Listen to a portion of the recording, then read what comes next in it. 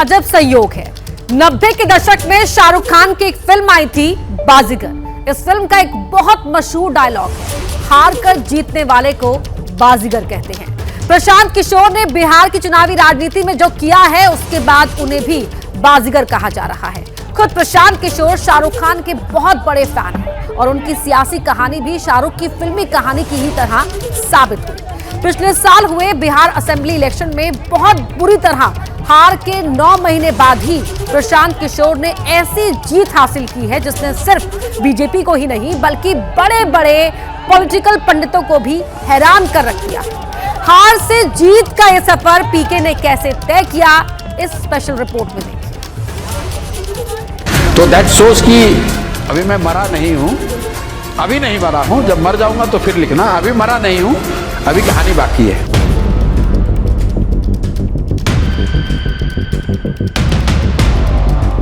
कभी कभी जीतने के लिए कुछ हारना भी पड़ता है।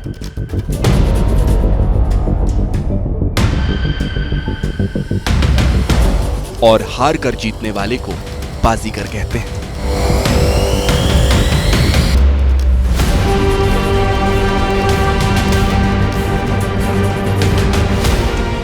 ये फिल्मी डायलॉग सही मायने में प्रशांत किशोर के लिए फिट भी है और बिहार की 3 अगस्त की चुनावी क्रांति के लिहाज से सुपर हिट है।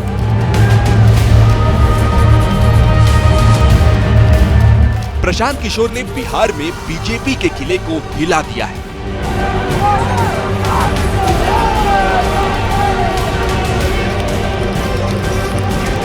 खुद को देश और दुनिया की सबसे बड़ी पार्टी कहने वाली बीजेपी के राष्ट्रीय अध्यक्ष नितिन नवीन की खाली हुई विधानसभा सीट पर झंडा गाड़कर नया इतिहास रच दिया है।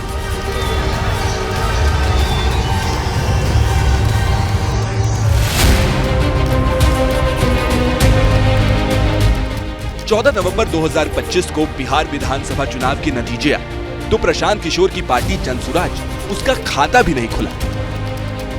ऐसे में चुनावी पंडितों ने इस नई नवेली पार्टी की मौत की मुनादी कर दी। जनसुराज का मर्सिया पढ़ना शुरू कर दिया।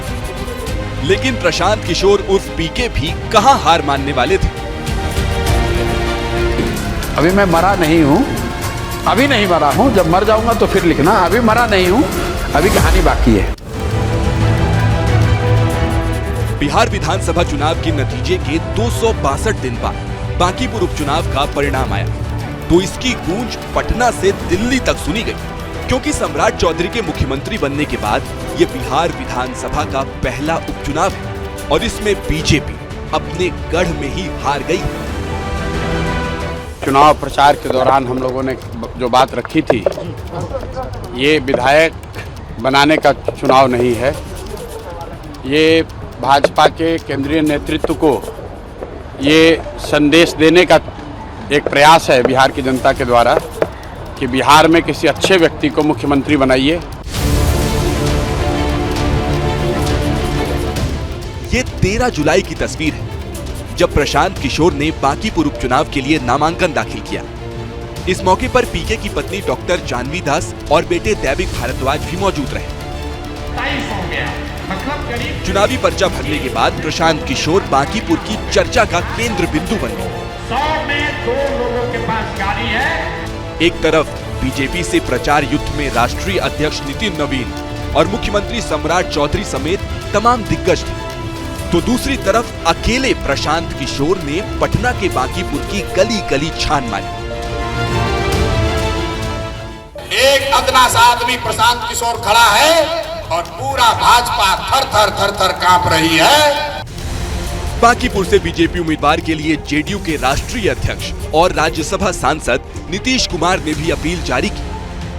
बांकीपुर विधानसभा क्षेत्र के प्यारे मतदाताओं, आप सभी मतदाताओं से आग्रह है कि आप एनडीए के युवा उम्मीदवार श्री नीरज कुमार सिन्हा को अपना आशीर्वाद दें। लेकिन पीके ने नीतीश कुमार के इस वीडियो को फर्जी बताकर बांकीपुर के चुनावी मैदान में ऐसी सियासी गुगली फेंकी जिसमें शायद नीतीश समर्थक भी फंस गए। वीडियो सरासर फेक है, एआई की मदद से बनाया गया है और नीतीश बाबू ने ऐसा कुछ भी बयान नहीं दिया है। नामांकन के 22वें दिन बांकीपुर ने जनादेश सुनाया। पीके जीत गए और बीजेपी अपने राष्ट्रीय अध्यक्ष की खाली हुई सीट हार गई। 30 बरस का जो गढ़ है वो सिर्फ 30 दिनों में ढह गया। वो सिर्फ इसलिए ढहा है कि बिहार के लोग भी चाहते हैं कि अब 4 किलो 5 किलो अनाज और जाति से ऊपर उठकर हम लोग के बच्चों के पढ़ाई रोजगार के लिए केंद्र सरकार और राज्य सरकार काम करे। अगर वो काम नहीं करेंगे तो आगे चुनाव के परिणाम उनको ऐसे ही देखने को मिलेंगे। आगे क्या होगा कौन जानता है, लेकिन अतीत में जो हुआ है वो सबके सामने है। 2 अक्टूबर 2022 को प्रशांत किशोर ने बिहार में जन सुराज पदयात्रा शुरू की। इसके 2 साल बाद 2 अक्टूबर 2024 को जन सुराज के नाम से राजनीतिक दल के गठन का ऐलान किया। 2025 के विधानसभा चुनाव में प्रशांत किशोर के भी उतरने की चर्चा थी, लेकिन वो खुद चुनावी मैदान में नहीं उतरे। बिहार विधानसभा के पिछले चुनाव में जन सुराज ने 238 सीटों पर उम्मीदवार उतारे, लेकिन 236 सीटों पर पार्टी की जमानत जब्त हो गई। सिर्फ 3.4% वोट मिले, सीट एक भी नहीं मिल पाई। हालांकि प्रशांत किशोर ने अपने उम्मीदवारों के लिए जमकर पसीना बहाया। उनकी रैलियों में भीड़ भी खूब उमड़ी, लेकिन ये भीड़ वोट में नहीं बदल सकी। 2025 के चुनाव में एनडीए को प्रचंड विजय मिली, तो पीके मन मसोस कर रह गए। जन सुराज चुनाव नहीं हारा है, जन सुराज की सोच को कुचलने का प्रयास किया गया है। हम लोग के मनोबल को तोड़ने का प्रयास किया गया है। ये प्रयास है कि जन सुराज के लोग हतोत्साहित होकर छोड़कर भाग जाएं। हम लोग पीछे हटने वाले नहीं हैं। जन सुराज पार्टी अपने पहले ही चुनाव में हारी जरूर, लेकिन पीके ने हार नहीं मानी। उनके सामने बांकीपुर उपचुनाव ऐसा मौका बनकर आया जिसमें वो बाजीगर बनकर उभरे। खुद पहली बार चुनाव लड़े और नतीजे से एक दिन पहले ही अपनी जीत और बीजेपी की हार की भविष्यवाणी कर दी।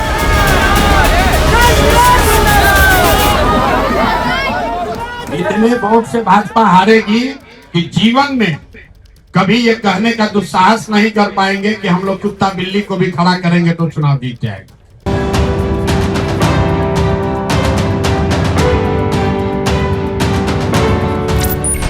बांकीपुर सीट पर सबसे ज्यादा कायस्थ जाति के वोटर हैं। नितिन नवीन इसी जाति से आते हैं। बीजेपी उम्मीदवार नीरज कुमार सिन्हा भी कायस्थ ही थे। जाति समीकरण भी बीजेपी के पक्ष में था, लेकिन पीके ने सारे समीकरणों को ध्वस्त कर दिया। हम लोग को विधायक बनके ठेका पट्टा नहीं करना है।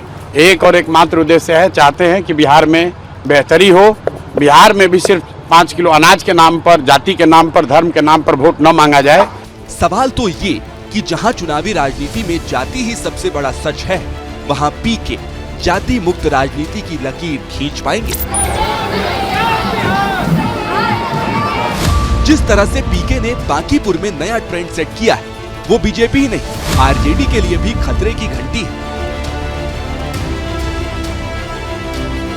वो मुसलमानों से पहले ही तेजस्वी यादव के लिए आरजेडी के लालटेन का तेल बनकर नहीं जलने की अपील कर चुके हैं। राजद वाले जो हैं, ये मुसलमानों को अपना किरासन तेल समझते हैं।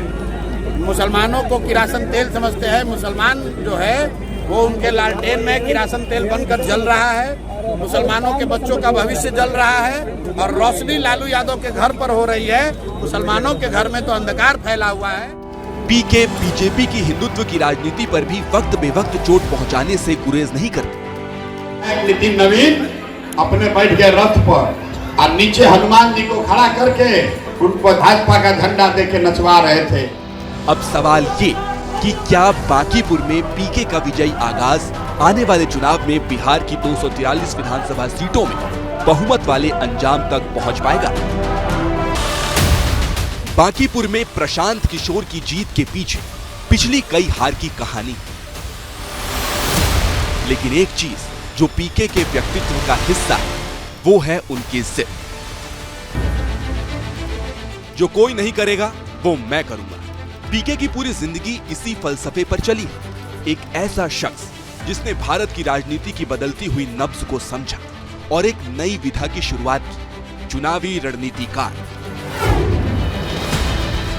2014 में बीजेपी 2015 में जेडीयू, 2017 में कांग्रेस, 2019 में वाईएसआरसीपी, 2019 में शिवसेना, 2020 में आम आदमी पार्टी और 2021 में टीएमसी और डीएमके जैसे राजनीतिक दलों के लिए प्रशांत किशोर पर्दे के पीछे रहकर जीत की पटकथा तैयार करते रहे। राजनीति का एक दौर ऐसा भी आया जब प्रशांत किशोर इलेक्शन मैनेजमेंट के सबसे बड़े ब्रांड बन गए।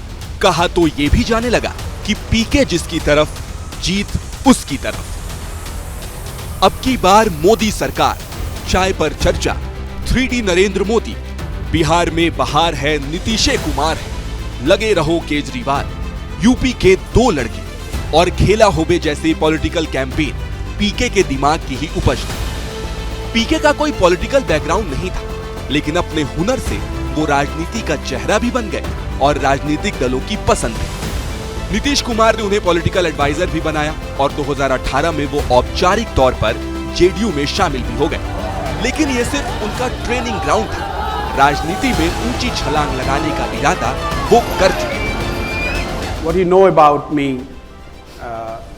related to political strategy campaign, which is I don't think I ever intended or wanted to be what I became, but be what it is. I work with Janata Dal United, which is a small regional party in India, primarily in Bihar. My idea is to go back and whatever I've learned and use it at the grassroots level. So next 4-5 years, at least, if not more, I want to be working, creating something at the grassroots, understanding how politics works, why people elect or select someone. 2020 में प्रशांत किशोर को JDU से निकाल दिया गया। पीके जहां से आए थे वहीं चले गए। बंगाल और तमिलनाडु के चुनाव में रणनीति बनाने का काम करते रहे। लेकिन राजनीति वो नशा है जो एक बार लगता है तो पूरी जिंदगी छूटता नहीं। पीके फिर लौटे और इस बार राजनीति में कुछ बड़ा करने की नीयत से लौटे। बिहार की जनता को ये बताना चाहता हूं कि जब तक जीवित हूं, बिहार के लिए पूरी तरह से समर्पित हूं। बिहार के गांव-गांव से लड़कों को जोड़कर, समझाकर, सिखाकर, तैयार करके वो राजनीतिक शक्ति खड़ी करेंगे जो कि बिहार के अग्रणी होने में, देश के सर्वश्रेष्ठ राज्यों में शामिल होने की दिशा में कंट्रीब्यूट करना। 2 अक्टूबर 2022 गांधी जयंती के दिन पश्चिमी चंपारण से प्रशांत किशोर ने जन सुराज यात्रा की शुरुआत की। इस यात्रा में उन्होंने बिहार में 3500 किलोमीटर की पदयात्रा की। प्रशांत किशोर की पदयात्रा 665 दिन चली। यात्रा में प्रशांत किशोर ने 2697 गांव की दूरी तय की। 2 साल पूरा बिहार नापने के बाद प्रशांत किशोर ने 2024 में अपनी पॉलिटिकल पार्टी लॉन्च की और 2025 के चुनाव लड़ने का ऐलान भी कर दिया। जन सुराज ने पहले ही कहा है, भैया कोई गठबंधन नहीं, एक ही गठबंधन है, जनता के साथ का गठबंधन। 243 सीट पर अपने दम पर लड़ेंगे। जनता ने आशीर्वाद दिया तो बिहार में सुधार का प्रयास करेंगे। प्रशांत किशोर की पार्टी ने 238 सीटों पर उम्मीदवार उतारे, लेकिन एक भी सीट वो जीत